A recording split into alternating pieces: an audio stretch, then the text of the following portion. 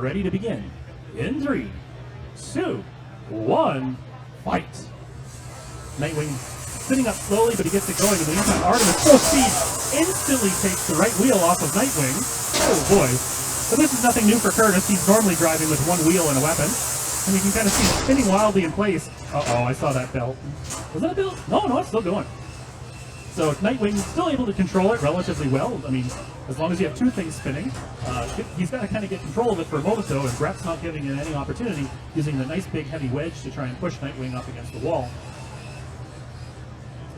Curtis spinning around. If he can get the wheel to grab the ground as opposed to the blade, maybe he can get somewhere with it. In the meantime, Brett getting underneath him with the wedge, pinning him up against the corner.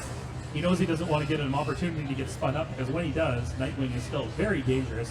2 minutes and 13 seconds still on the clock. He gets him 10 seconds to let him go, and does, as Curtis tries to make his way out of the corner, gets spun up slightly, and Brett coming back again with that wedge in there. Not using his weapon at the moment. Don't know if it's broken or not, but at this point doesn't really need to use it either. Minute 58 on the clock. Oh, I see it. Yeah, there's actually a chunk of full wheel stuck in his weapon.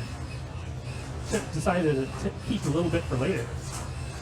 So using that wedge, trying to get NightWing around. We do still have the big hazards in there. And as I say, if NightWing can get enough moments rest here to get spun up, he can still be very dangerous. But that wedge actually fitting nicely right over top of the weapon, able to kind of wedge it between its body and the wedge between the body and the weapon, preventing it from spinning up. Minutes 28 to go. Brett relentless, chasing him down as much as he can. Yeah, not letting it be fun. Trying a little bit there. Yes, it did manage to. He was hitting the red hazard to try and get his weapon spun back up. It managed to eject that foam. So now they both have their weapons spun back up again, because that gave NightWing a chance to get up to speed. Now we got these two nasty buggers going after each other. NightWing getting bouncing off the back of Artemis, ends up putting himself into the blue hazard, but manages to get away. Can he do it long enough? I don't know. He's having trouble getting that thing spun back up again. 57 on the clock. Still a chance to do quite a lot here. Artemis' weapon up to working quite well, as long as he can get lined up correctly as he tries to spin around. There, hits the other wheel. Nice chunk out of it. These foam wheels, though, even if you take a chunk out, they can work pretty well. Coming around to the dead wheel side here.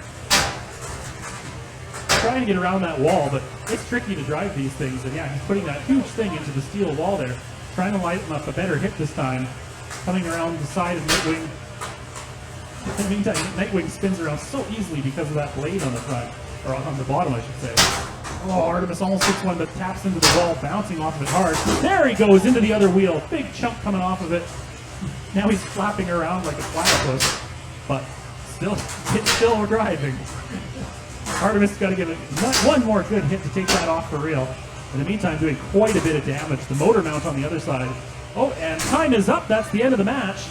Oh, man, it came faster than I thought. Big clap there for both NightWing and for Artemis. I can't believe NightWing held together, and I'm impressed that Artemis got spun back up there. That was difficult. But I think it's pretty easy to tell by the judge's decision here. The winner is going to be Artemis. Congratulations, Brett.